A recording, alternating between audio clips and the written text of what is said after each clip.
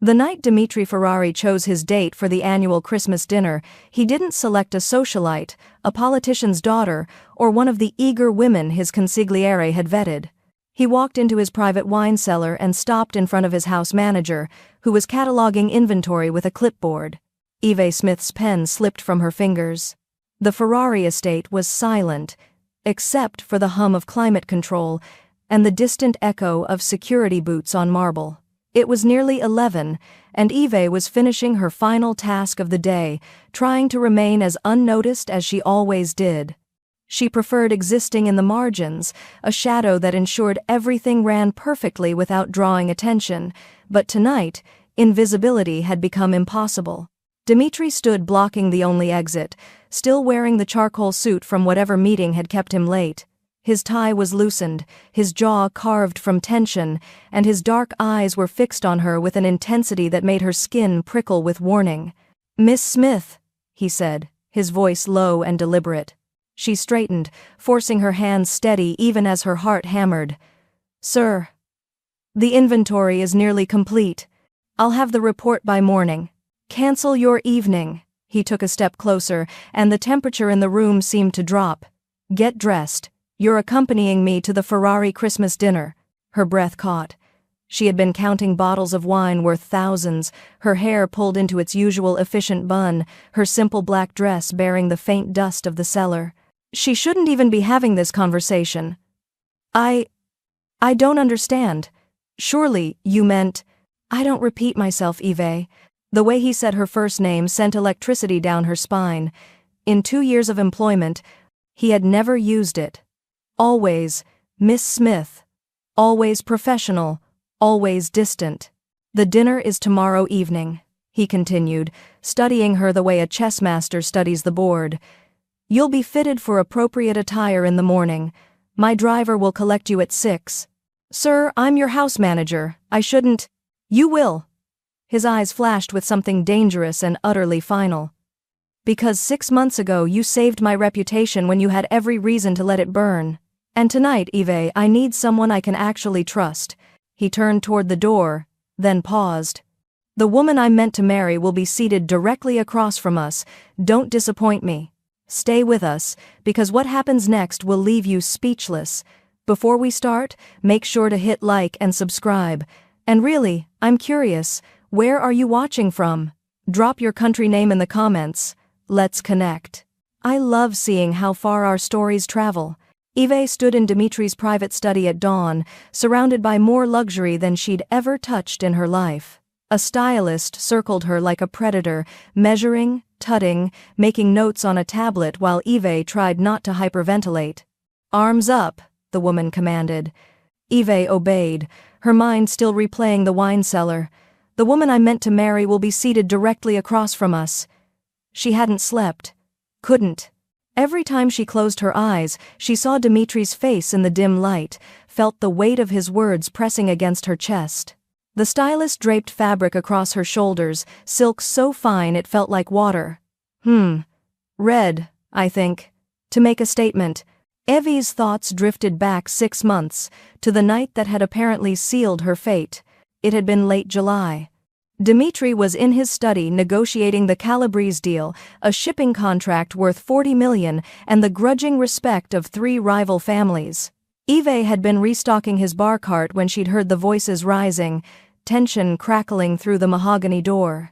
Then, sirens, federal vehicles screaming up the drive. The study door had burst open. Dimitri's lieutenant Marco had grabbed her arm. "Move! Now!" If they find him in that room? Eve hadn't thought. She'd reacted. She'd yanked the fire alarm with one hand while grabbing the phone with the other, screaming about a burst pipe in the East Wing. Then she'd run to the security office, where 3 federal agents were already demanding entry, and she'd played the role of her life-panicked employee, wringing her hands, begging them to help with the flooding that was destroying priceless art.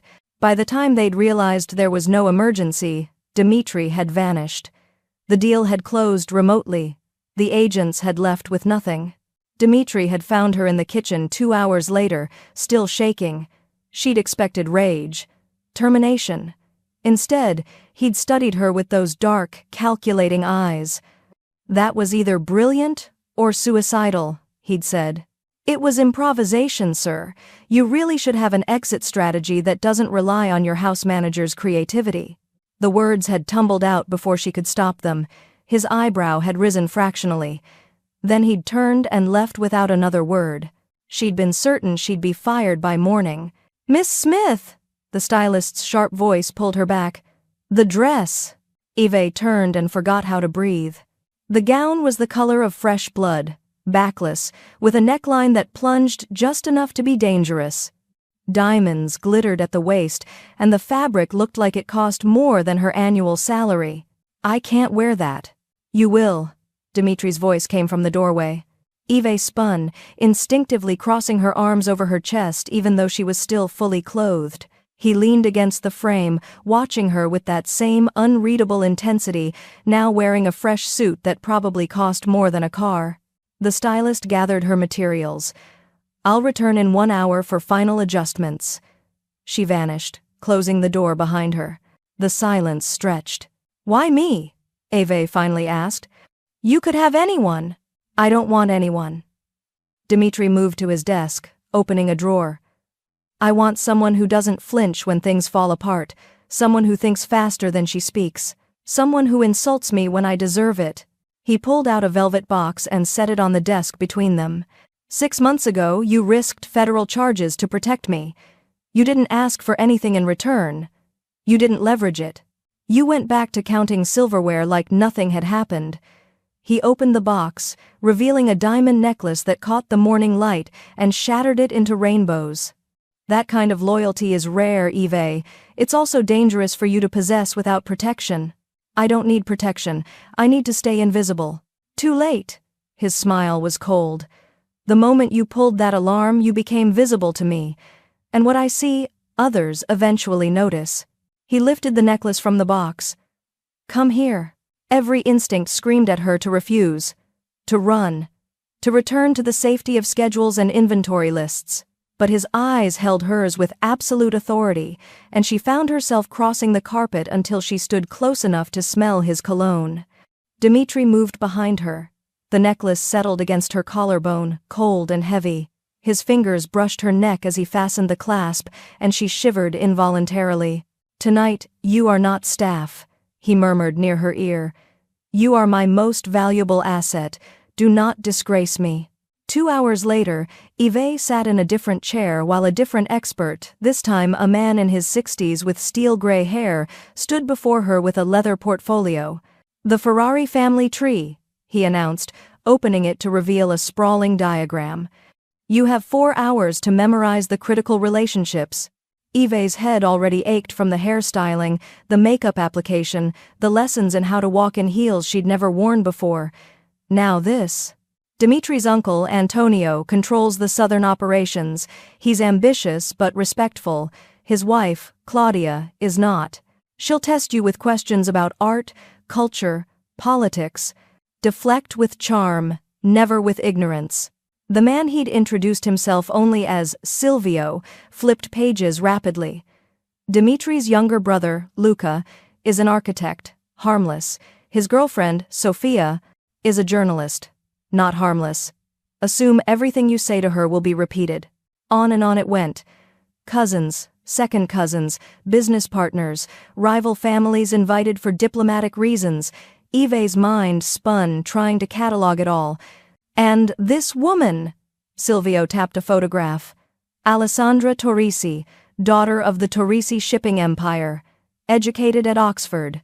Beautiful, connected, ruthless." Eve stared at the photograph. Alessandra was stunning, dark hair in perfect waves, sharp cheekbones, eyes that looked like they could calculate your net worth from across a room. "She's the arranged fiancé," Eve said quietly. Silvio's expression remained neutral. "She's the logical choice. Her family's alliance would expand Ferrari influence into international waters. The marriage has been discussed since both were children.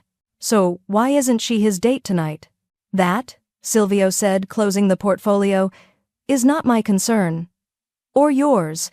Your concern is not embarrassing Mr. Ferrari in front of 200 people who will be scrutinizing your every breath." He left her with a stack of flashcards and instructions to memorize them all.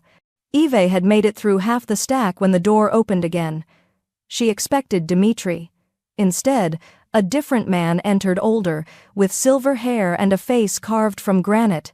He wore a suit that screamed authority, and regarded her the way one might regard a stain on expensive upholstery. "Miss Smith." It wasn't a greeting, it was an indictment. "You must be Valentino." Eve set down the flashcards, keeping her voice steady. "The consigliere.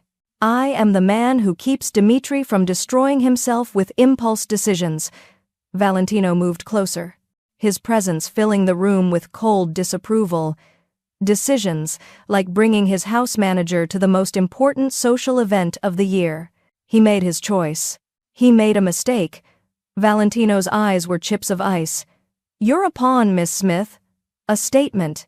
He's using you to send a message to his family, and when that message is delivered, you'll be discarded, possibly damaged in the process." Eve's hands clenched in her lap. "Then why are you telling me this?"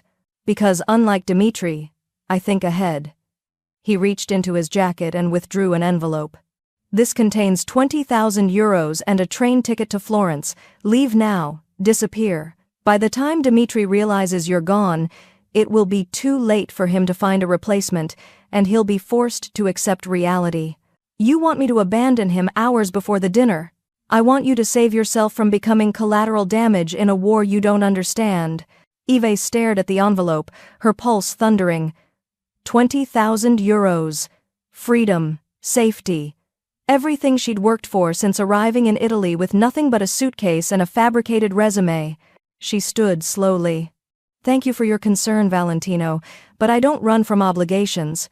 His expression hardened. "Then you're a fool." "Perhaps. But I'm a fool who keeps her promises." Valentino's jaw tightened.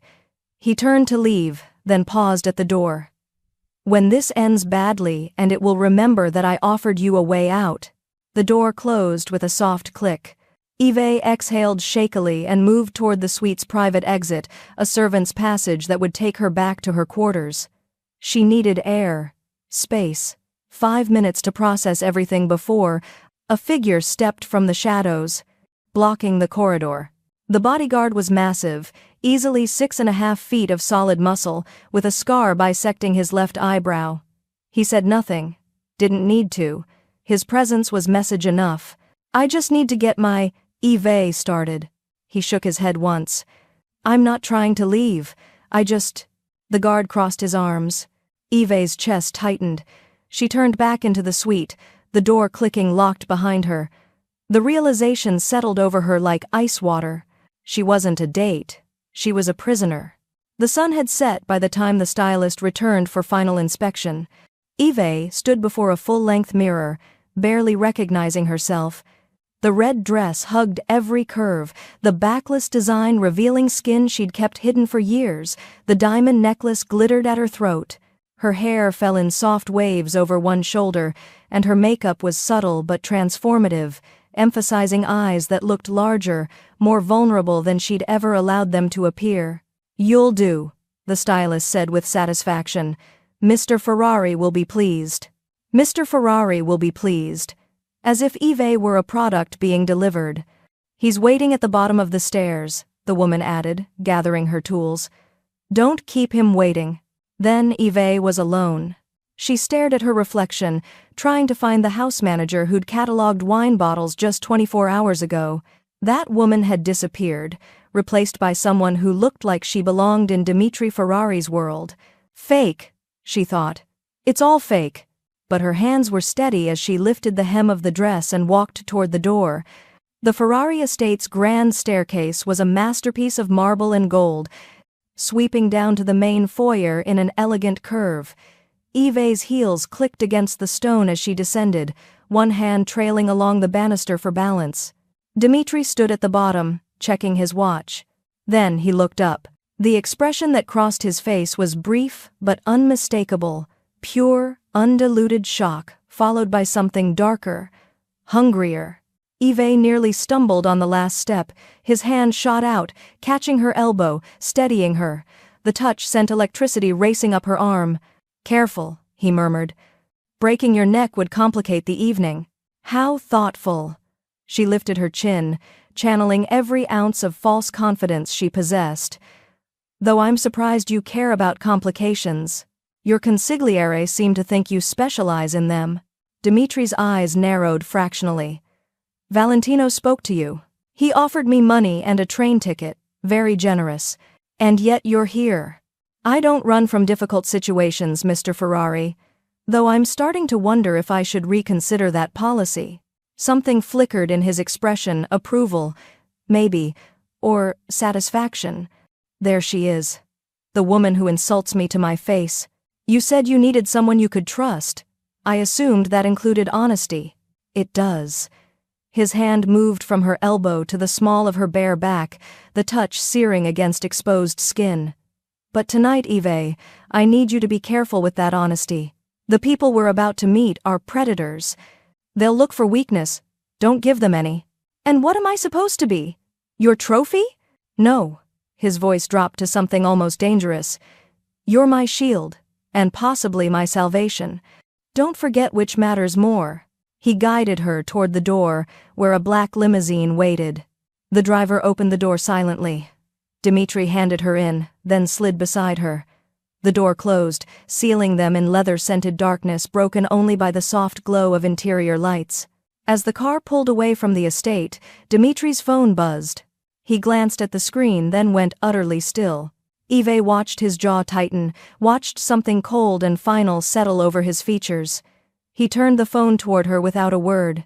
The photograph showed a woman in an elegant white dress, dark hair swept into an intricate updo, standing between two older men who radiated wealth and power. Alessandra Torrisi.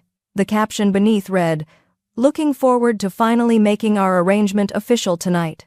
"The political stakes," Dimitri said quietly, pocketing the phone, "are astronomical." Eve's throat tightened. "You brought me to insult her family. I brought you because I refuse to be a piece on someone else's chessboard." His eyes met hers in the dim light. "Even if it costs me everything." The Ferrari Christmas dinner was held at the family's ancestral estate, a sprawling villa that made Dimitri's private home look modest by comparison. Cars lined the circular drive, each more expensive than the last. Security personnel in discreet black suits monitored every entrance. Eve's hands trembled as their limousine joined the queue. "Breathe," Dimitri commanded softly. "They can smell fear." Comforting. It wasn't meant to be comforting. It was meant to be true. His hand found hers, squeezing once. "Remember the Calabrese deal? You didn't flinch then. Don't start now." The car stopped. The door opened. Dimitri stepped out first, buttoning his jacket with practiced ease. Then he turned, extending his hand to her. Eve took it, letting him guide her from the car into the crisp December night. Camera flashes exploded immediately, photographers, though whether official or paparazzi, she couldn't tell. "Ignore them," Dimitri murmured, his hand settling possessively at her waist. Eyes forward, shoulders back. "You belong here." "I don't," she thought. "I absolutely don't." But she lifted her chin and let him guide her toward the entrance. The foyer was magnificent, soaring ceilings, crystal chandeliers, marble floors that gleamed like ice. A string quartet played something classical and elegant, servers circulated with champagne on silver trays, and every single person stopped talking when Dimitri and Eve entered. The silence was deafening. Eve felt 200 pairs of eyes dissecting her, taking in the dress, the diamonds, the way Dimitri's hand rested on her lower back with clear possession. She saw shock, confusion, calculation, anger. An older woman with sharp features and hair like spun platinum was the first to approach. "Dimitri, darling." Her smile was all teeth. "What an unexpected choice. Aunt Claudia." Dimitri's voice was perfectly pleasant and utterly devoid of warmth. "May I introduce Miss Eve Smith?" "Smith?" Claudia's eyes raked over Eve. "How? American? And what do you do, Miss Smith?" This was the test. Eve could feel Dimitri's hand tense slightly against her back. "I ensure things run smoothly," Eve said, keeping her voice steady. Attention to detail is something of a specialty. How industrious. The word dripped condescension. And how did you meet my nephew? She saved my life, Dmitri said before Eve could respond. Everything else is irrelevant. Claudia's smile sharpened. How dramatic. Well, I'm sure Alessandra will be delighted to meet her. She's just arrived with her parents. Shall I introduce you? That won't be necessary. Dmitri's hand slid from Eve's back to her hand, threading their fingers together. We'll make our own introductions. He led Eve deeper into the villa, toward the main dining hall. More stairs, more whispers. Eve could feel the weight of judgment pressing down like a physical force. The dining hall was breathtaking, a massive room with vaulted ceilings, a table that could seat 50, and decorations that looked like they'd cost more than most people earned in a year. Place cards marked each seat with calligraphy. Dmitri found theirs near the head of the table. As promised, directly across from them was a place card reading Alessandra Torrisi. Eve's stomach dropped. She's already here, Dmitri said quietly, his eyes scanning the room, 3 tables away. Don't look yet. But Eve couldn't help it. She turned slightly, following his gaze, and found herself staring at the woman from the photograph. Alessandra Torrisi was even more stunning in person, commanding, elegant, watching them with dark eyes that missed nothing. She wore white like a statement, like a bride. When their eyes met, Alessandra smiled. It was not a friendly smile. Dmitri leaned down, his breath warm against Eve's ear. The woman I was meant to marry is 3 tables away. Smile, Eve. His hand tightened around hers. The game begins now. Dinner was a performance, and Eve was an unwilling actress thrust onto stage without a script. The first course arrived, some delicate seafood arrangement that probably had a French name she couldn't pronounce.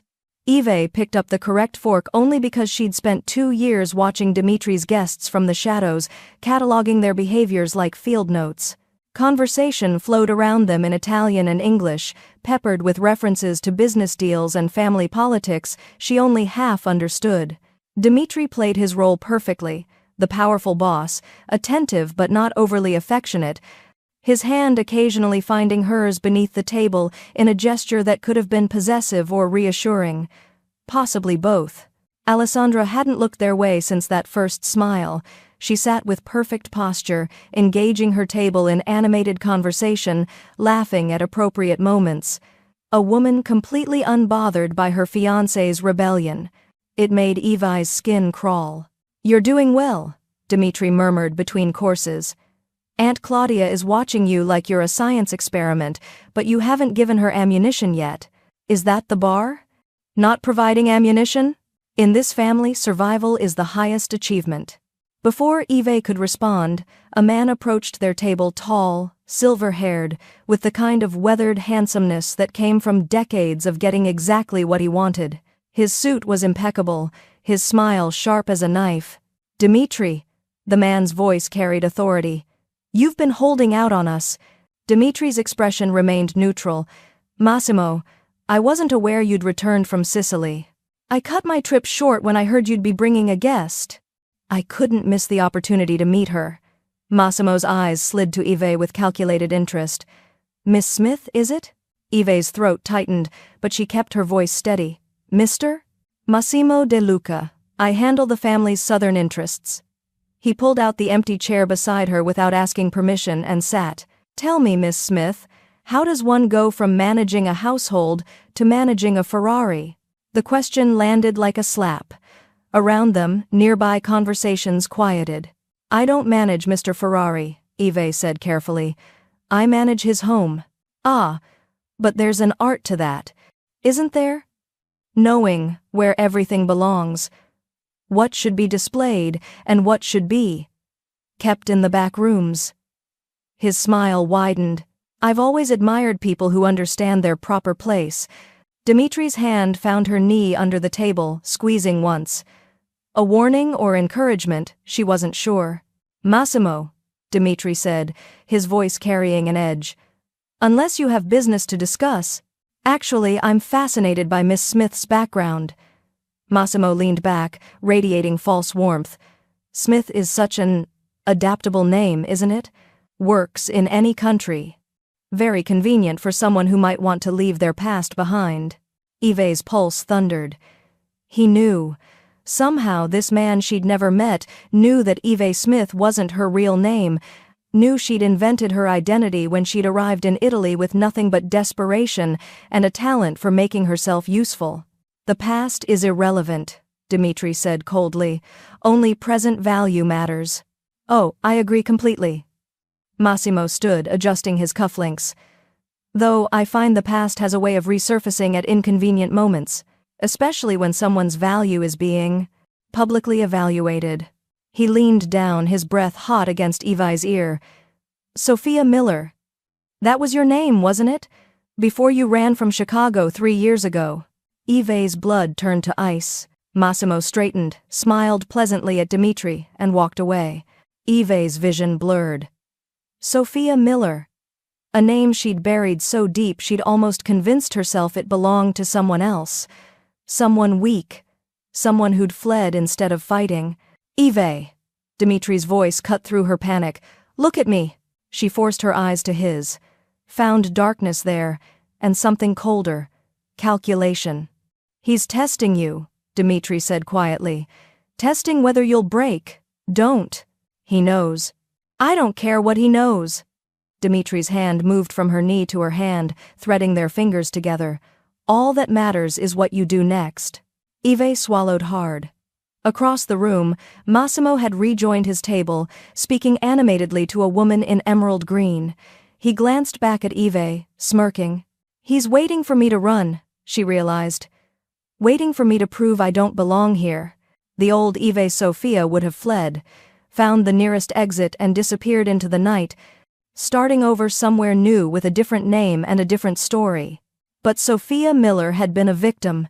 Eve Smith was a survivor. Excuse me, Eve said, loud enough to carry to nearby tables. She stood, smoothing her dress with hands that barely trembled.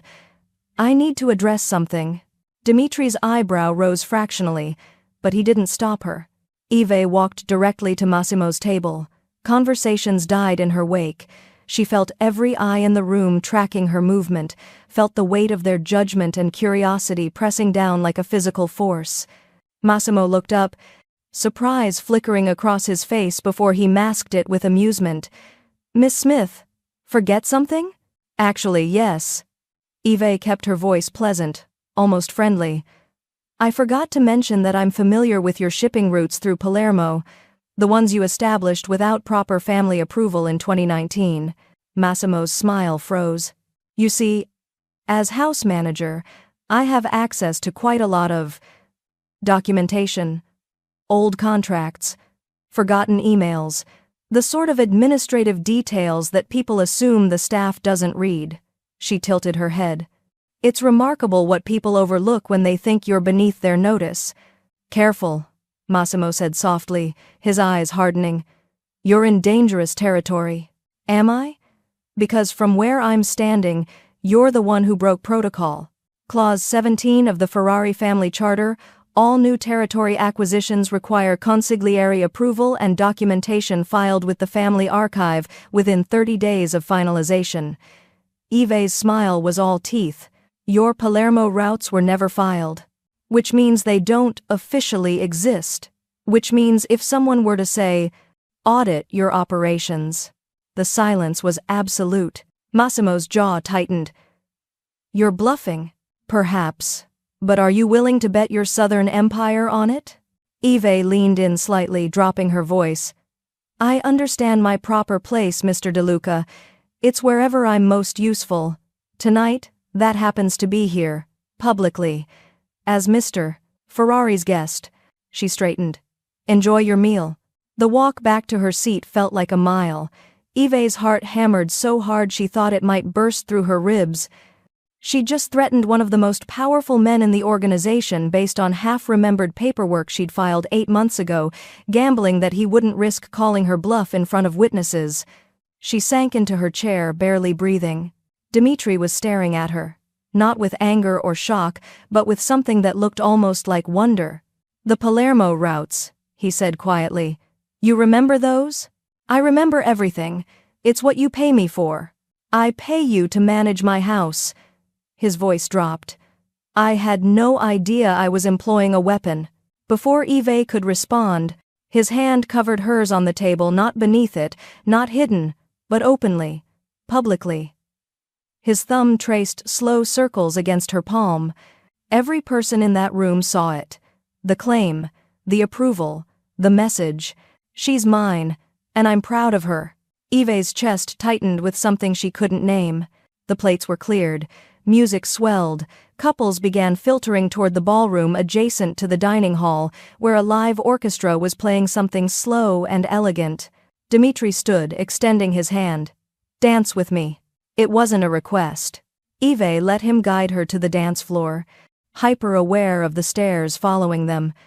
Alessandra was dancing with a distinguished older man, her father, probably, and watching them with those dark, calculating eyes. Dmitri's hand settled at the small of Eve's bare back, the other taking hers. He pulled her closer than was strictly proper, and began to move. You took a risk, he murmured near her ear, confronting Massimo like that. You told me not to break. I told you not to give them ammunition. Instead, you fired a warning shot across the bow of a man who's killed for less. Eve's breath hitched. Should I apologize? God. No. Dmitri's hand tightened against her back. I've been trying to find leverage against his Palermo operation for 2 years. You just handed it to me wrapped in a bow.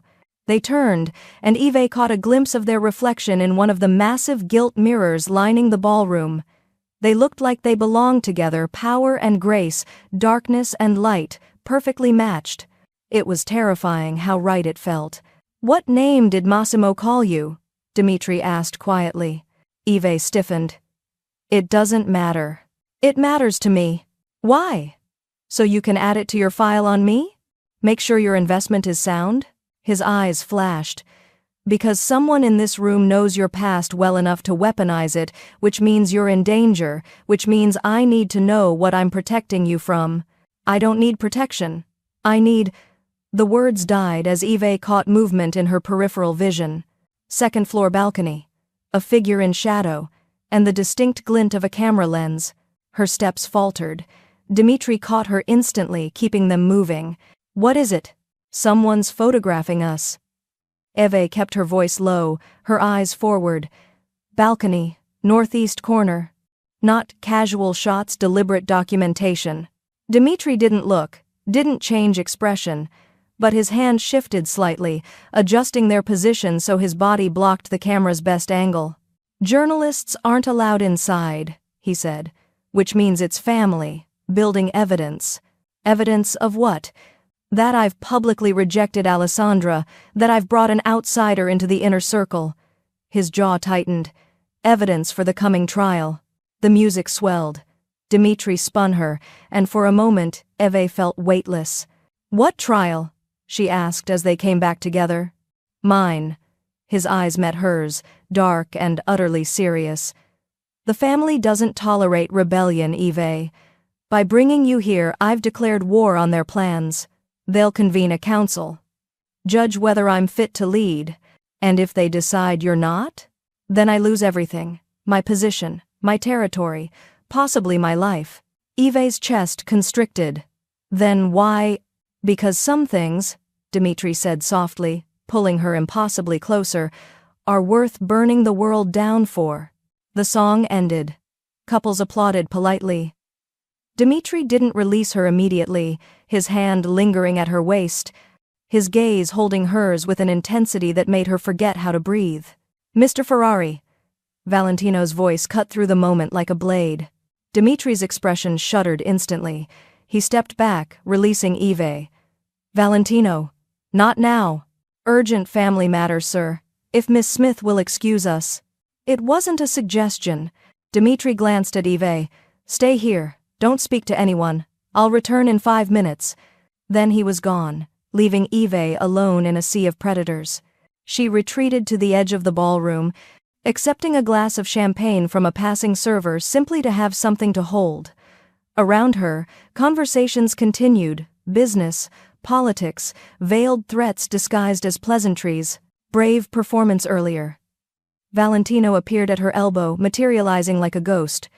Or suicidal, depending on your perspective. Yves's grip tightened on the glass. I thought you were with Dimitri. I lied. I needed to speak with you alone. His expression was grave. Do you understand what you've done tonight? I've attended a dinner party. You've painted a target on your back. Dimitri brought you here as a pawn in his game against the family's plans.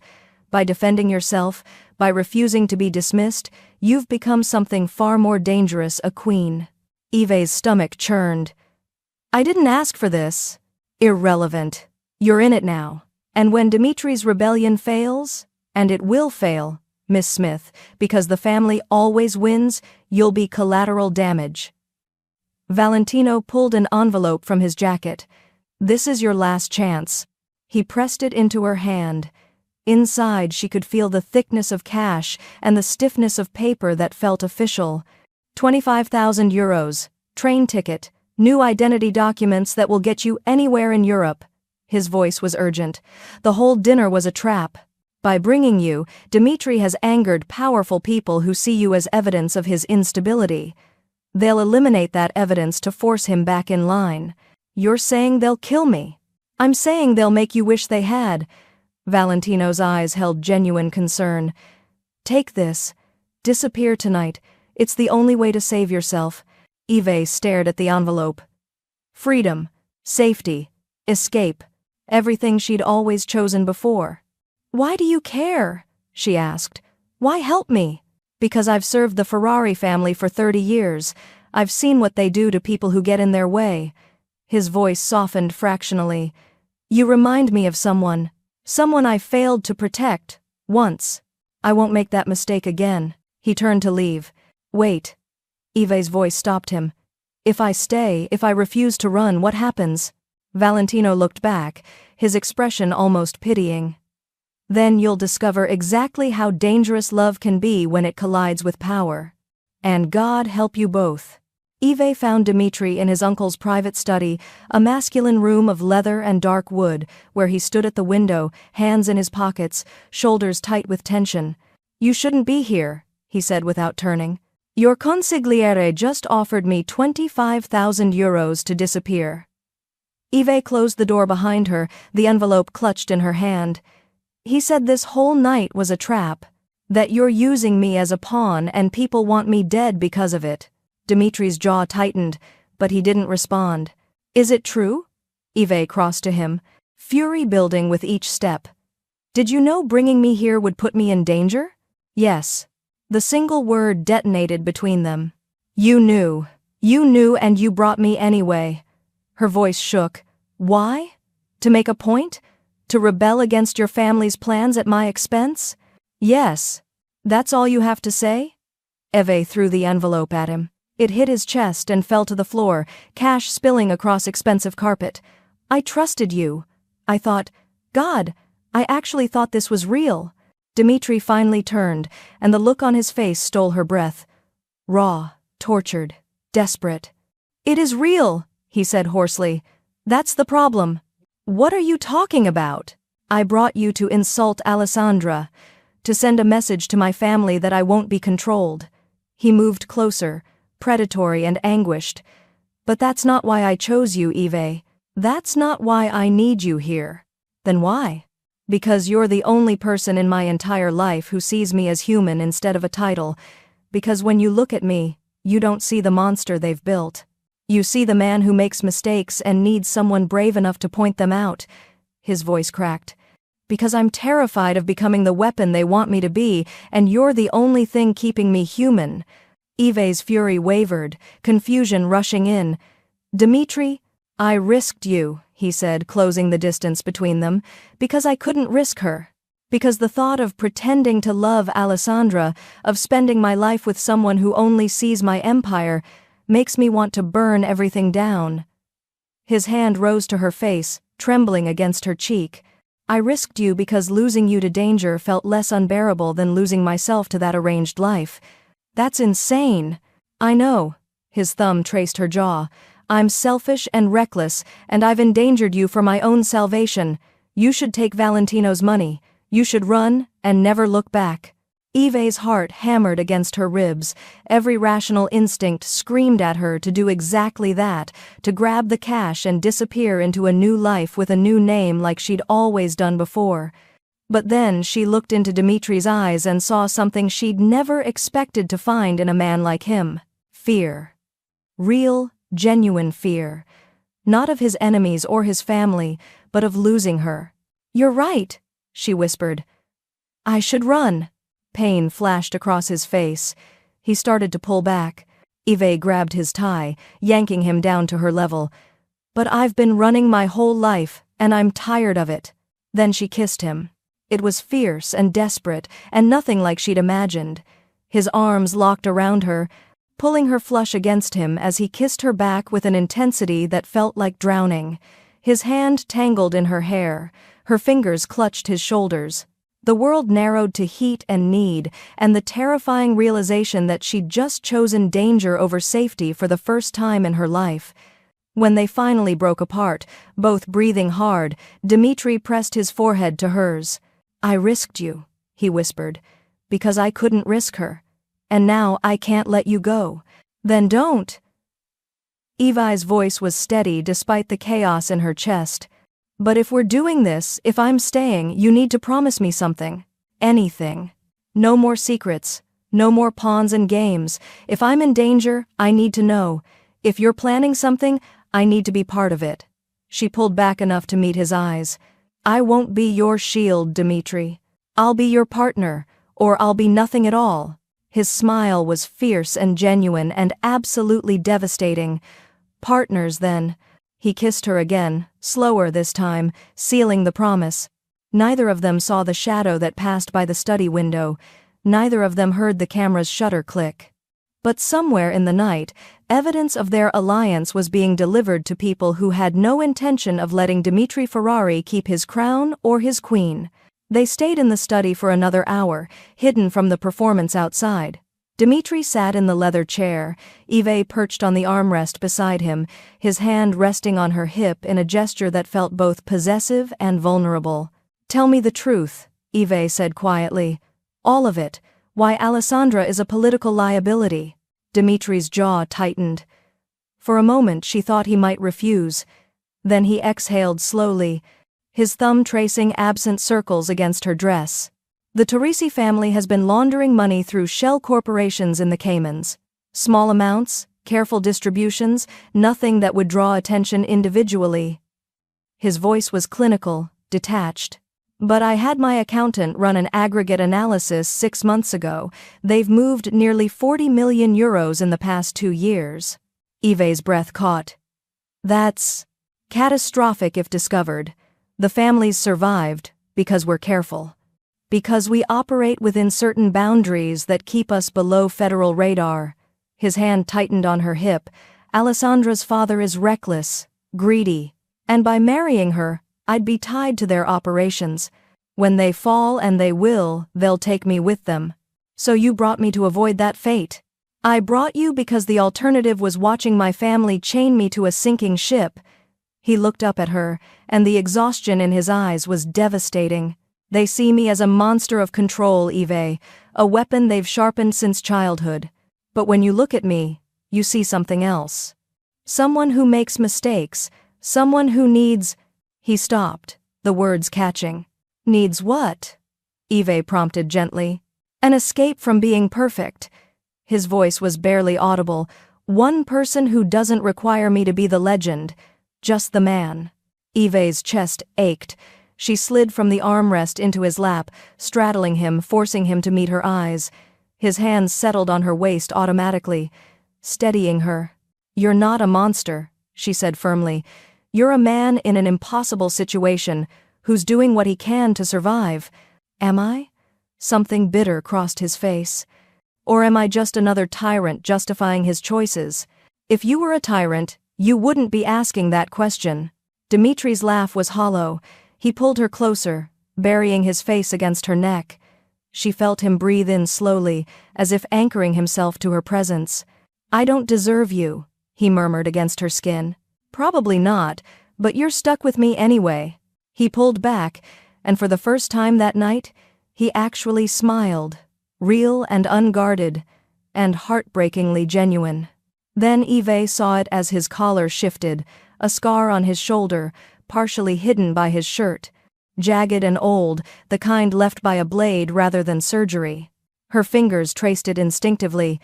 Where did this come from? Dmitri went absolutely still. The warmth in his expression vanished, replaced by something cold and distant. Don't. His hand caught her wrist, stopping her exploration. Some truths are better left buried, Eve. Dmitri. We should return to the party.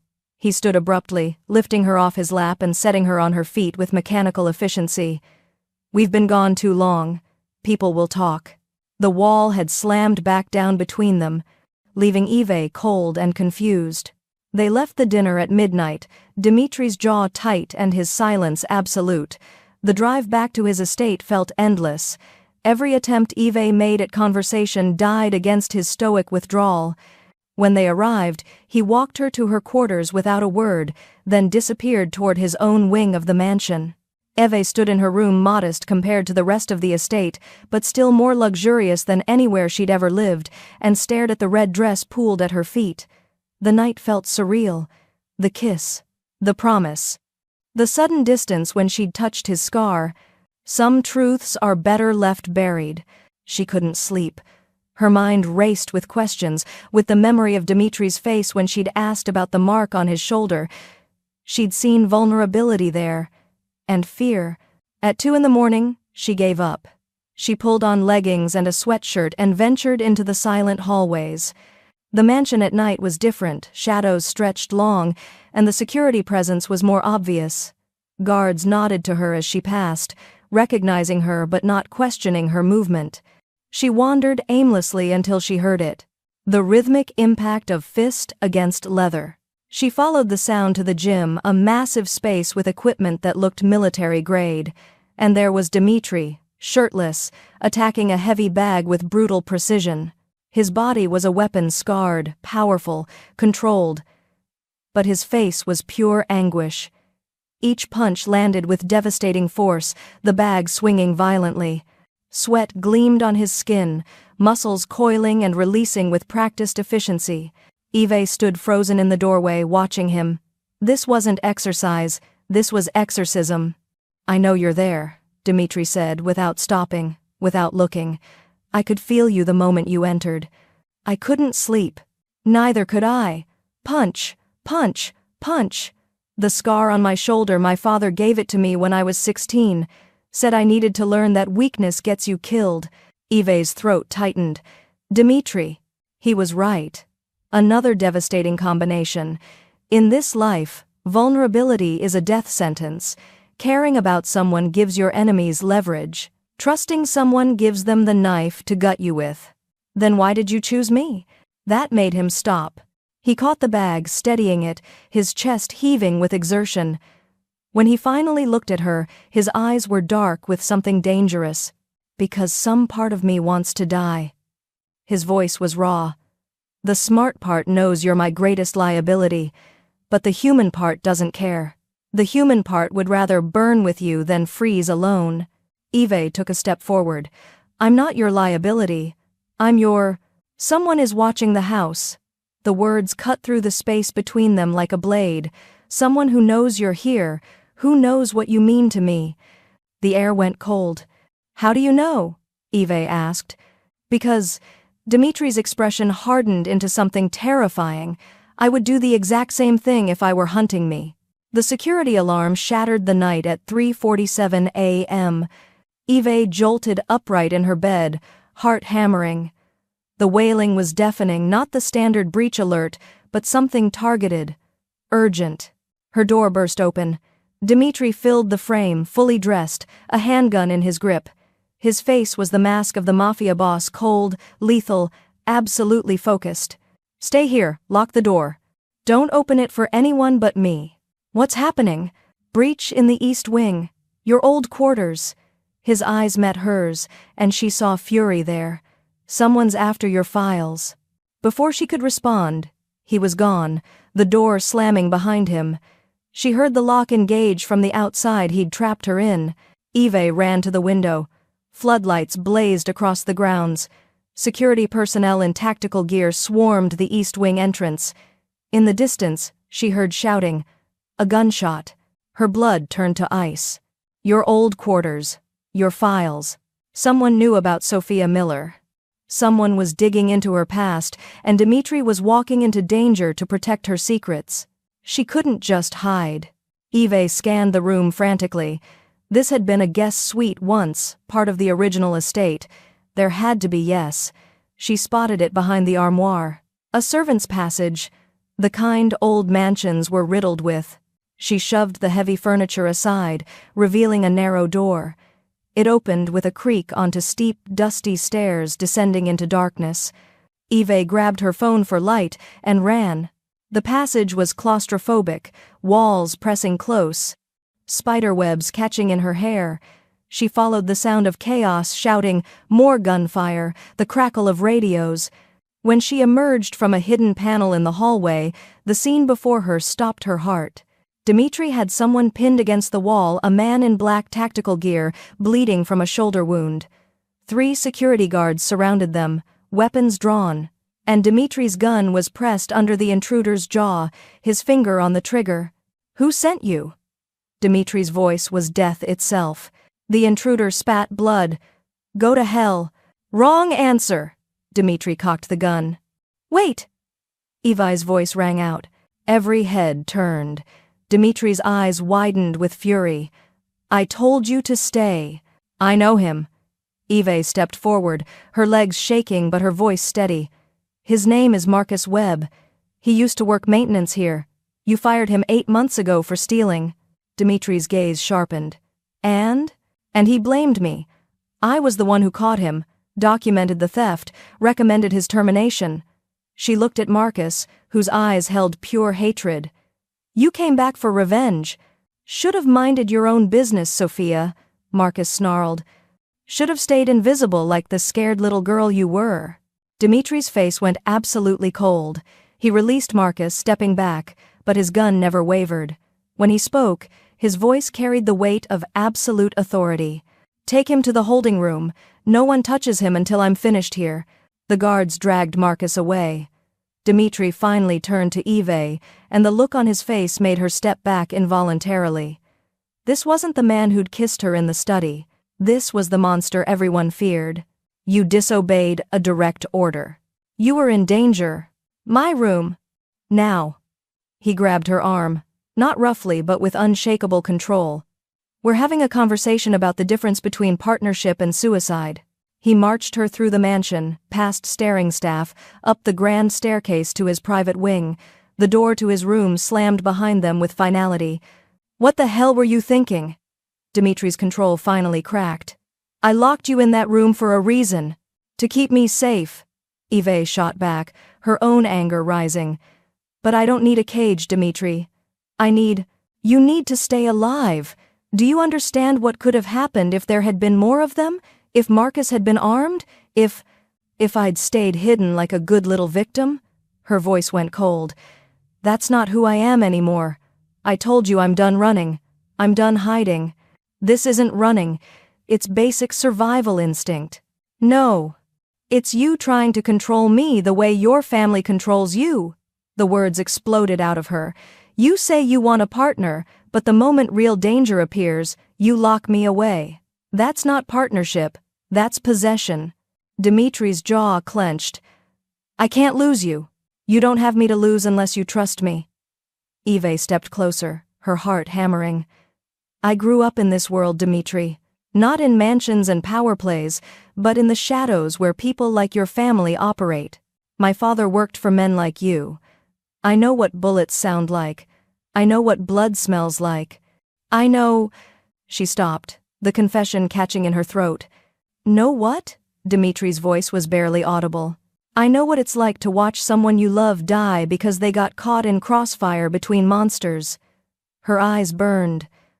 My father was collateral damage in a territory dispute in Chicago. The men who killed him never even knew his name. He was just inconvenient. Dimitri's expression cracked. Eve. That's why I ran, why I became Sophia Miller and then Eve Smith and probably a dozen other names before I'm done. Because in your world, the invisible people don't matter. They get discarded. She lifted her chin. But tonight, I chose to matter. I chose to walk into danger instead of hiding from it. And if you can't accept that, then maybe Valentino was right. Maybe I should take his money and disappear. The silence stretched between them, heavy with everything unsaid. Then Dimitri moved. He crossed the distance in 2 strides and pulled her against him, his arms locking around her with desperate strength. Don't, he whispered against her hair. Don't disappear. Don't become another ghost I failed to protect. Eve's hands clutched his shirt. Then stop trying to protect me like I'm fragile. I'm not fragile. I'm terrified and furious and completely out of my depth, but I'm not fragile. I know, his voice cracked. I saw you face down Massimo tonight. I saw you walk into an active breach because you thought I was in danger. You're the bravest person I've ever met, and it's killing me. She pulled back enough to see his face. Why? Because brave people die in my world, Eve. They die because they refuse to hide, because they stand up when they should stay down, because they care more about others than their own survival. His hands framed her face, and I can't watch that happen to you. You don't get to choose, Eve said softly. I do, and I choose this. I choose you, even knowing how it might end. Dimitri's kiss was desperate and raw, tasting of fear and need and something that felt dangerously close to love. When they broke apart, his forehead rested against hers. We need to question Marcus. Find out who else knows about Sophia Miller. Together, Eve said firmly. We do it together. After a long moment, Dimitri nodded. Together. The holding room was in the mansion's basement concrete walls, a single chair, and Marcus Webb zip-tied to it with blood seeping through his tactical gear. Dimitri entered first, Eve behind him. Marcus looked up, his face a mask of pain and defiance. Nothing you do will make me talk, Marcus spat. I'm dead either way. Probably, Dimitri agreed, pulling up a second chair and sitting with casual menace. But quick or slow, that's still negotiable. Dimitri. Eve's hand on his shoulder stopped him. Let me. His eyebrow rose. Eve. Trust me. After a beat, he nodded and stepped back. Eve crouched in front of Marcus, meeting his hate-filled eyes.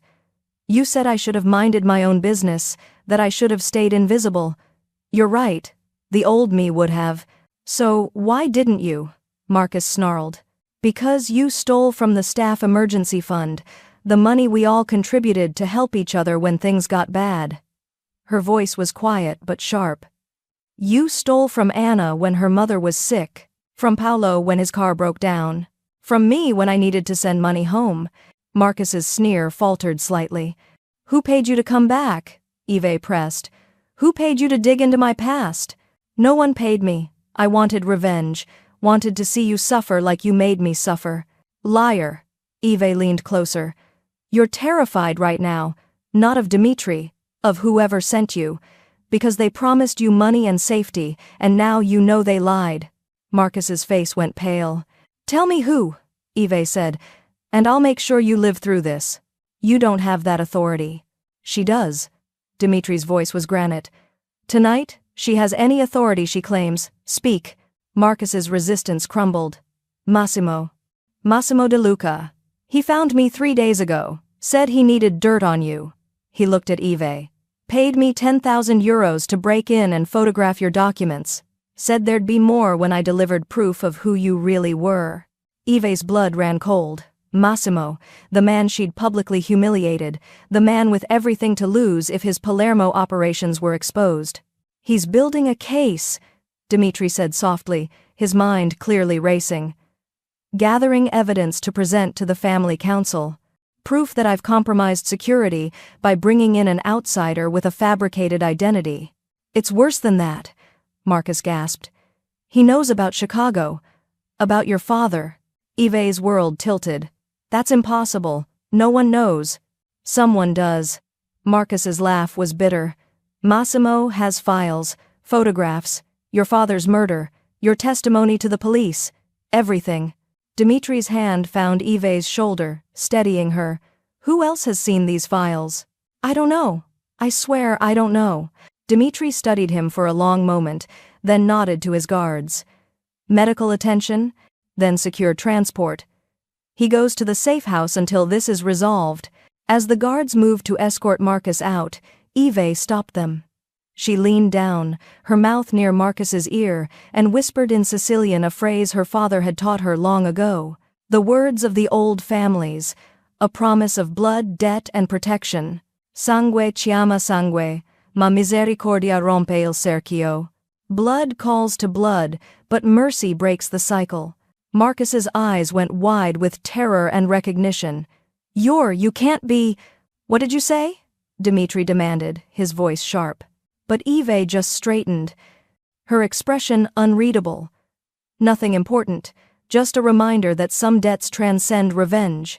As Marcus was dragged away, still staring at her in shock, Dimitri turned to Eve with dangerous intensity.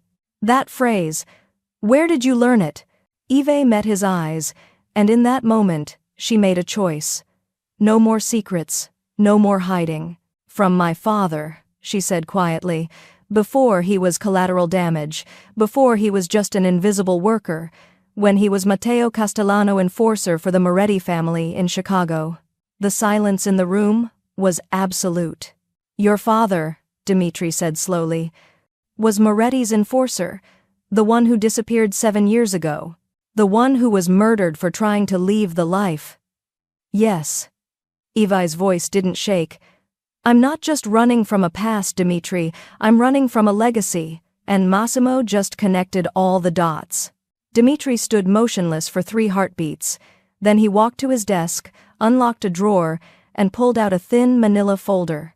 Matteo Castellano, he said, opening it, Moretti enforcer, disappeared June 2018 after requesting release from service.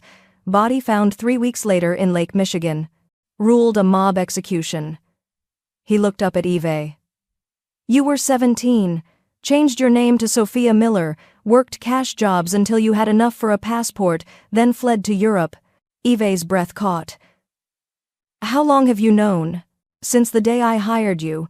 I run background checks on everyone who enters my home, Eve. The question is why you came here, to my house specifically. She'd known this moment would come, had rehearsed the confession 1,000 times, but standing before him now, seeing the calculation in his eyes, the words stuck in her throat. My father, she began carefully, spent his last 3 months investigating something. He wouldn't tell me what, but he was terrified. He kept saying he'd found proof of something bigger than Moretti, bigger than Chicago, something that connected to families in Italy. And you think I was involved? I thought someone in your organization might have been, so I applied for every service position I could find in Italian crime family households. Yours was the first to respond. She met his eyes. I took the job to investigate, to find out what my father died protecting. Dimitri's expression remained unreadable. Did you find it? No.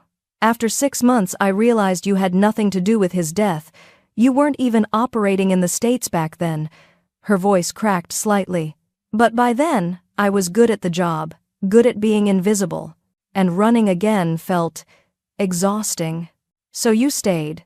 I stayed because nowhere else felt safer, because working for you meant I could see threats coming. She laughed bitterly. Ironic, isn't it?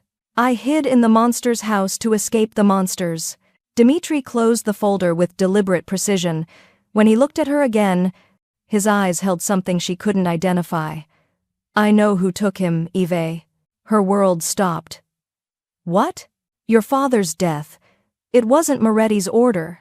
It was unsanctioned, a freelance execution commissioned by someone who wanted whatever information Matteo had found. Dimitri pulled out a second folder, this one thicker. I've been tracking the pattern for 2 years. 7 informants dead across 3 countries, all killed the same way, all investigating the same thing. What thing? A trafficking network that crosses family territories. Someone's been moving people, women, mostly through established crime routes without paying tribute or requesting permission. It's the ultimate insult to the old families. His jaw tightened, and the man orchestrating it has been using his legitimate shipping business as cover. Ive's blood turned to ice. Massimo De Luca, your father found the connection. That's why he died. Dimitri's voice went cold. And now, you and I are going to get him back. He's dead, Dimitri. We can't. No, but we can destroy the man who killed him.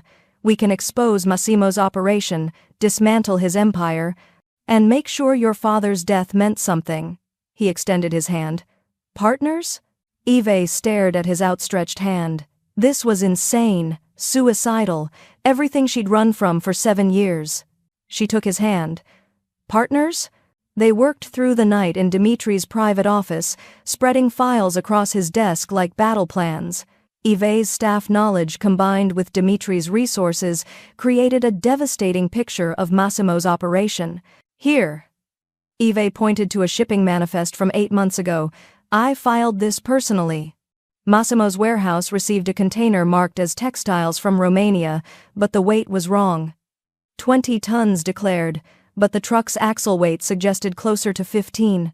Missing 5 tons. Dimitri's eyes sharpened. Or 5 tons of something that doesn't show on official paperwork. And look at the delivery schedule. She pulled up another document on his laptop. Every third Thursday for the past 18 months. Like clockwork. The same route, the same falsified manifests. Dimitri leaned back, studying the pattern. He's gotten comfortable. Routine makes people careless. The next delivery is Thursday, 3 days from now. Ive's pulse quickened. If we could access the warehouse during the transfer, we'd have evidence, witnesses, everything needed to bring him before the family council. Dimitri's smile was cold and dangerous.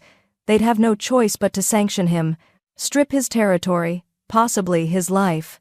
They worked in synchronicity, Ive's meticulous memory for administrative details, revealing vulnerabilities in Massimo's operation that Dimitri's tactical mind could exploit. Hours passed. Coffee appeared and disappeared. The sun rose outside the windows. You're brilliant at this, Dimitri said quietly, watching her cross-reference another document. Strategic thinking, pattern recognition. You've been wasted organizing my wine cellar. I wasn't wasted. I was surviving. Ive looked up. But this, working with you like this, it feels like living. Something intense passed between them. Dimitri stood, moving around the desk to where she sat. His hand cupped her face, thumb brushing her cheekbone. After this is over, he said. After Massimo is destroyed and your father is avenged, what do you want, Ive? Honestly? Always. I want to stop running. I want to use my real name again. She swallowed hard. I want to wake up next to you without wondering if it's the last time. Dimitri kissed her softly, a promise wrapped in tenderness. Then we make sure Thursday goes perfectly.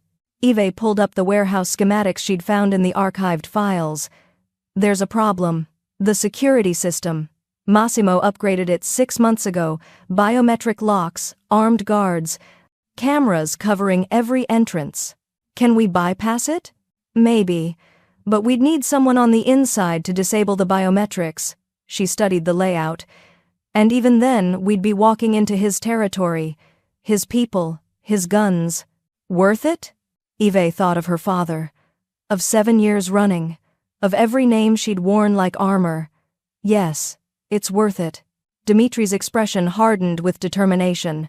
Then we go in together. Thursday night, we end this. But as Ive stared at the warehouse layout, a cold certainty settled in her chest. Getting in would be dangerous. Getting out alive would be nearly impossible. Thursday arrived with brutal clarity.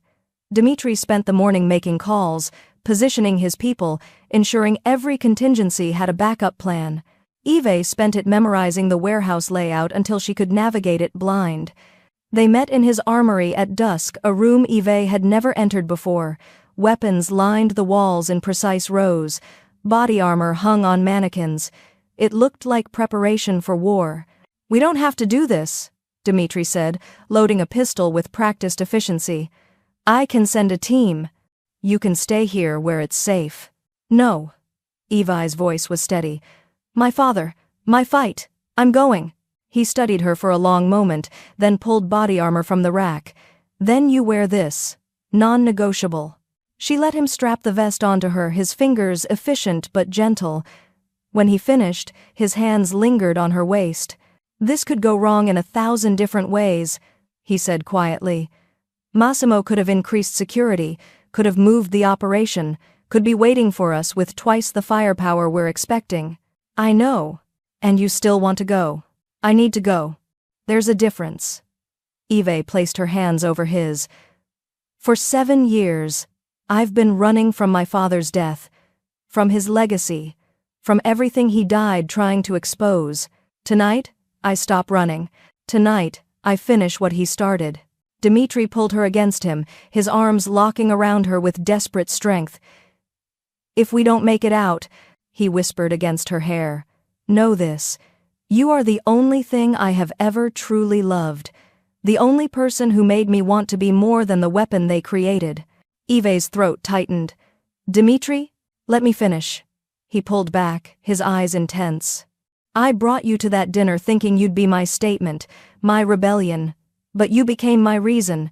Everything I do from this moment forward, it's for you. To build a world where you can finally stop hiding. Then, we better survive. Evi said, her voice thick with emotion. Because I have plans for that world. Plans that involve you being alive to see them. His kiss was fierce and claiming, a promise and a prayer wrapped together. When they broke apart, he pressed a small device into her hand. Emergency beacon. If we get separated, if things go wrong, you press this and my people will extract you, no questions asked. What about you? I'll find my own way out. I always do. His smile was grim. I'm a Ferrari, Kara. We're too stubborn to die easily. They loaded into an unmarked SUV, Dimitri driving with lethal focus. The warehouse district was industrial and isolated, perfect for illegal operations. As they approached, Dimitri killed the headlights, navigating by moonlight. 15 minutes until the delivery truck arrives, he said, checking his watch. We breach during the chaos of unloading. They'll be focused on the cargo, not perimeter security. Eve's heart hammered. And if we're wrong? Then we improvise. Like the Calabrese deal. He glanced at her. You're good at improvisation. I'm good at not dying. There's a difference. Tonight, Dimitri said, parking in the shadows. Let's be good at both. They moved through shadows like ghosts. Eve had changed into black tactical gear, her hair pulled back, face smudged with camouflage. She looked nothing like the woman in the red dress. She looked lethal. The warehouse loomed ahead, corrugated steel, minimal lighting, guards stationed at intervals. Right on schedule, a truck approached the loading dock, its air brakes hissing. Now, Dimitri breathed. They slipped through a maintenance entrance Eve had identified in the schematics. Inside was exactly as she'd memorized, rows of containers, forklifts, and the distant sound of men shouting orders. Dimitri moved with predatory grace, clearing corners, signaling for her to follow. They reached the administrative office, a glass-walled room overlooking the warehouse floor. Inside would be the computer system with all of Massimo's records. I need 5 minutes, Eve whispered, pulling out a USB drive loaded with extraction software. You have 3. Dimitri positioned himself at the door, weapon drawn. After that, someone will notice the guards I disabled are missing. Eve's fingers flew across the keyboard. Files downloaded in rapid succession, shipping manifests, financial records, communications, everything they needed to destroy Massimo. 2 minutes. The progress bar crawled forward. Company, Dimitri hissed. Voices approached, footsteps on metal grating. Eve forced herself to breathe slowly, watching the download percentage tick upward. 85%. 90. Check the office, someone ordered. Thought I saw movement. Dimitri's jaw tightened. Eve. 10 more seconds. We don't have 10 seconds. The door handle turned. Eve ripped the USB drive free at 97% and dove behind the desk. Dmitri moved like lightning, disarming the first guard with brutal efficiency, his pistol taking down the second with a silenced shot. But the gunfire triggered alarms. Sirens wailed, floodlights blazed across the warehouse. "Go!" Dmitri grabbed her hand, pulling her toward the exit. They ran. Behind them, shouts erupted. More guards poured from side rooms, bullets sparked off metal containers. Dmitri returned fire without breaking stride, his aim devastatingly accurate. They burst through an emergency exit and stopped cold. Massimo stood in the parking lot, flanked by a dozen armed men, all weapons trained on them. "Dmitri." Massimo's smile was poisonous. "I've been expecting you. Though I admit, bringing your little house manager was an unexpected touch." They were surrounded. No cover, no escape route. Yves's hand found Dmitri's, squeezing once. "The USB drive," Massimo continued, extending his hand. "Give it to me, and I'll make your deaths quick. Refuse, and I'll make her watch while we dismantle you piece by piece." Dmitri's grip on his weapon tightened. Yves felt his muscles coil, preparing for a fight he couldn't win. Yves looked at the man beside her, the Mafia boss who'd chosen her over duty, who'd risked everything to avenge her father, who was now calculating how to die protecting her. And she realized something profound. For the first time in 7 years, she wasn't afraid. Not of the guns, not of death, not of the monsters in the darkness. Because Dmitri had shown her what it meant to be truly safe. Not hidden, not invisible, but seen, known, and valued enough that someone would burn the world down rather than lose her. "No," she said quietly. Both men looked at her in confusion. "No?" Massimo repeated. "I'm not watching him die. And I'm not running." Yves released Dmitri's hand and stepped forward, ignoring his sharp intake of breath. "You want the drive? Come take it." "Yves," Dmitri's voice held warning, but she was done being afraid. Done being the victim. Done letting monsters control her story. "My father died because of you," she said, her voice carrying across the silent parking lot. "Matteo Castellano. You had him killed because he found proof of your trafficking network. Because he was going to expose you." Massimo's expression flickered. "Your father was weak. He thought loyalty meant more than profit.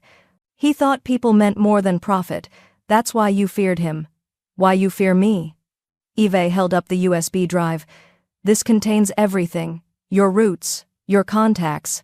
Evidence that will bring the entire family council down on you. Then I'll just kill you and take it." "You could, but Dmitri's people know we're here. If we don't check in within 10 minutes, this information uploads automatically to every family boss in Italy." She smiled coldly. "Did you really think we'd come here without insurance?" It was a complete bluff. But her voice didn't waver. Massimo's eyes narrowed. "You're lying." "Am I? Do you want to risk your entire empire on that assumption?" The standoff stretched. Yves felt Dmitri's tension behind her, felt him ready to move, to fight, to die protecting her. Then Dmitri did something that shocked everyone. He lowered his weapon, holstered it, and pulled out a satellite phone. "What are you doing?" Massimo demanded. "Calling someone who can end this without bloodshed." Dmitri's voice was calm, almost casual. He dialed, then put the phone on speaker. It rang twice before a woman's voice answered. Cool, authoritative, unmistakable. "Alessandra Torrisi speaking." Yves's breath caught. The arranged fiancée, the woman from the dinner. "Alessandra," Dmitri said, "I'm at Massimo De Luca's warehouse. He's holding me at gunpoint. I have evidence of his unsanctioned trafficking operation, evidence that proves he's been using your family's shipping routes without permission or payment." Silence. Then, "Put him on." Dmitri held out the phone. Massimo stared at it like it was a serpent. "Massimo," Alessandra's voice was ice. "Is this true?" "It's a lie, a fabrication." "I'll ask once more. Have you been running operations through Torrisi routes without authorization?" Massimo's face went pale. The phone represented something more terrifying than Dmitri's gun family politics, alliances, the complex web of relationships that kept the criminal world functioning. Stand down, Alessandra commanded. If you kill a Ferrari heir on my family's territory, you start a war we'll all lose. Lower your weapons, now. For 5 agonizing seconds, no one moved. Then, slowly, Massimo's men lowered their guns. Dimitri ended the call, pocketed the phone, and looked at Eve with something like awe. Ready to go home? He asked softly. Eve took his hand. Together. As they walked toward their vehicle, Massimo's voice followed them. This isn't over, Ferrari. Dimitri didn't even look back. Yes, it is. They made it 3 blocks before headlights flooded the street behind them. Dimitri's hand went to his weapon, but Eve recognized the car immediately. That's Valentino's Mercedes.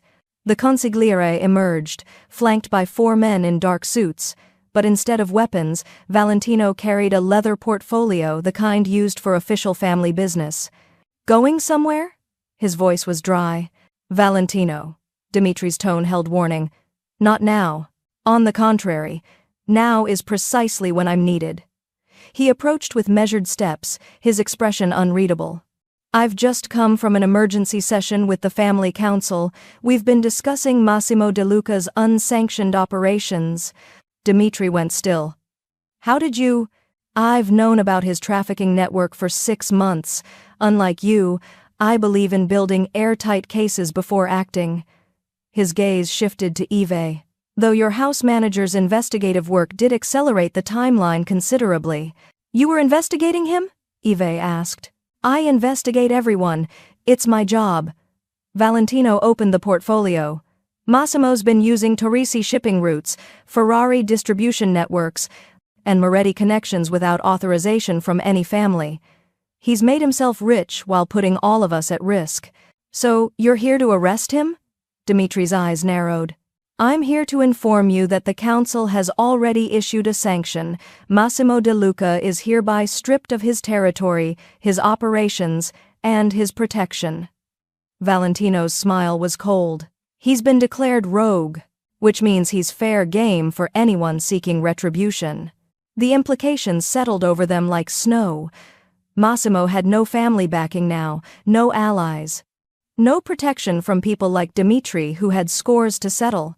You did this, Dimitri said slowly, to give me permission to destroy him. I did this to protect the family from a cancer growing in our ranks. What you choose to do with that information is your business. Valentino closed the portfolio. Though I should mention that Massimo is currently being detained at the old cannery on Pier 9. Security has been reduced for the evening. It was an invitation wrapped in deniability. Dimitri looked at Eve. Your call. She thought of her father, of 7 years running, of Marcus Webb and every other person Massimo had used and discarded. Then she thought of the USB drive in her pocket, evidence that could destroy him, legally, publicly, permanently. We take him to the council, she said firmly. We let them judge him according to their laws. We do this right. Dimitri's expression softened with something like pride. You're sure? Killing him would be mercy. I want him to face what he's done. I want him to lose everything the way my father lost everything. Her voice was steel. I want him to live with that. Valentino's eyebrow rose fractionally. The house manager has teeth. I approve. 20 minutes later, they stood in the cannery's main floor, a cavernous space that smelled of salt and rust. Massimo was tied to a chair, blood trickling from his nose, surrounded by Valentino's men and half the family council. Dimitri approached him slowly, predatory and lethal. You tried to kill me tonight, threatened my partner, ran operations that endangered every family in Italy. Dimitri, Massimo started. You're going to spend the rest of your miserable life in a cell, watching everything you built get divided among your enemies, your money. Your territory, your legacy. Dimitri leaned down, his voice dropping to something terrifying. And every day, you'll remember that you lost it all because you underestimated a house manager. He pulled back his fist, ready to deliver judgment. Stop.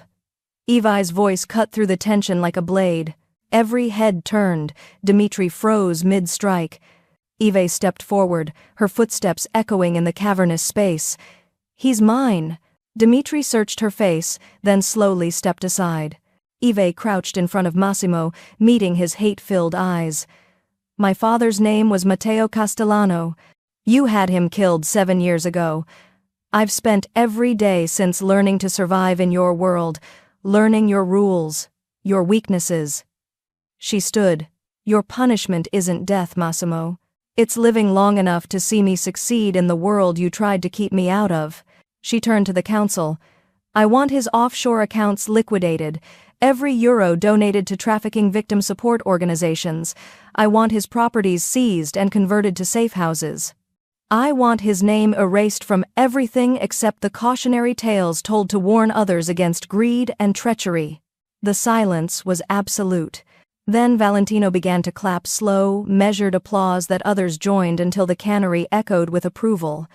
3 days later, Dimitri's private office had transformed into a war room. Evidence covered every surface: Massimo's records, council documents, and one file Dimitri had kept separate from the others. Are you ready? He asked quietly. Eve looked at the file labeled Castellano, Matteo. Her hands trembled slightly. What if... He's alive? Eve. Dimitri's voice was certain. Massimo kept him prisoner to leverage information. We found him in a medical facility outside Naples. Weak, but alive. The room spun. My father is alive? They're bringing him here, now. Eve barely heard the rest. Her father. Alive. After 7 years of believing him dead, of running from his ghost, of building her entire life around his absence. The door opened. The man who entered was gaunt, gray-haired, moving carefully like someone still recovering from trauma. But his eyes, dark and sharp, were exactly as she remembered. Eve? His voice cracked on her name. She couldn't speak, couldn't breathe, could only stand there as 7 years of grief and rage and longing crashed over her in a wave that threatened to pull her under. Then she was moving, closing the distance, and her father caught her in arms that shook with emotion. Bambina mia, he whispered against her hair. My girl, my brave girl. Eve sobbed against his shoulder, raw, ugly crying she'd held back for years. I thought you were dead. I thought... I know. I'm sorry. I'm so sorry. He pulled back, cupping her face with trembling hands. They took me the night I planned to run, kept me alive to use as leverage if anyone got too close to the truth. But you... His voice filled with fierce pride. You found the truth anyway. You're stronger than I ever was. I learned from you. No, Piccola. You learned despite me. Despite what I dragged you into. He looked over her shoulder at Dimitri, who'd retreated to give them space. You must be Ferrari, sir. Dimitri inclined his head respectfully. Matteo studied him with the penetrating gaze of a man who'd spent a lifetime reading threats. You're the one who found me. Who dismantled Massimo's operation? We did it together. Your daughter is the one who connected the pieces. And now? Matteo's eyes sharpened. What are your intentions toward her? The question hung in the air. Eve felt her cheeks heat. Papa, he's the Mafia boss, Eve. I can see how you look at him, how he looks at you. Matteo's voice was gentle but firm. But you need to understand what that means. The danger. The violence. The life you'd be choosing. I already chose it, Eve said quietly. The night of the Christmas dinner. Then you're braver than I ever was. Or more foolish. He pulled her close again. He is still the Mafia boss, Eve. Don't let your love blind you to the danger. Don't make my mistakes. But as Eve met Dimitri's eyes over her father's shoulder, she saw something that gave her certainty. Not the monster everyone feared. Not the weapon his family had created. Just a man who'd risked everything to give her back what she'd lost. That was worth any danger. The Ferrari estate's main hall had been cleared of its Christmas decorations. In their place stood something more formal, the family council, assembled in all their severe authority. Dimitri stood before them, Eve at his side, facing judgment. Antonio Ferrari, Dimitri's uncle, spoke first. You brought an outsider to our most important gathering. You rejected your arranged marriage. You pursued a vendetta that could have started a war. His voice was cold. Explain yourself. I won't. Dimitri's voice was calm. I'm not here to justify my choices. I'm here to inform you of my decision going forward. Murmurs rippled through the council. No one spoke to Antonio that way. Bold, Claudia commented. Or suicidal. The Torrisi alliance was built on money laundering that would have destroyed us all. Alessandra's father has been under federal investigation for 6 months. Marrying her would have tied us to their sinking ship. Dimitri's gaze swept the room. I refuse to let family politics blind me to obvious danger. You could have voiced concerns through proper channels, Antonio countered. Would you have listened, or would you have accused me of trying to avoid duty? Dimitri's smile was sharp. I chose to demonstrate the truth instead, and in doing so, I found something more valuable than a political alliance. His hand found Evi's, threading their fingers together publicly. This woman uncovered Massimo's operation. She provided evidence that saved us from infiltration. She proved herself more strategically valuable than any arranged bride could be. His voice carried absolute conviction. I'm formally rejecting the Torrisi arrangement, effective immediately, and replacing it with what? Claudia's tone was venomous. Your house manager? My partner, my equal, my choice. Dimitri turned to Alessandra, who sat with her family in the observer section. Miss Torrisi, I apologize for any offense my actions caused, but I cannot enter a marriage built on obligation rather than respect. Alessandra stood gracefully, her expression unreadable. Mr. Ferrari, your honesty is refreshing, though I admit I'm not entirely disappointed. The room went silent. Your investigation into Massimo's operations revealed uncomfortable truths about my father's business practices. Truths I can now address without the complication of a marriage alliance. She smiled coolly. Consider us even. It was a diplomatic masterpiece, saving face while severing ties cleanly. The council debated for another hour.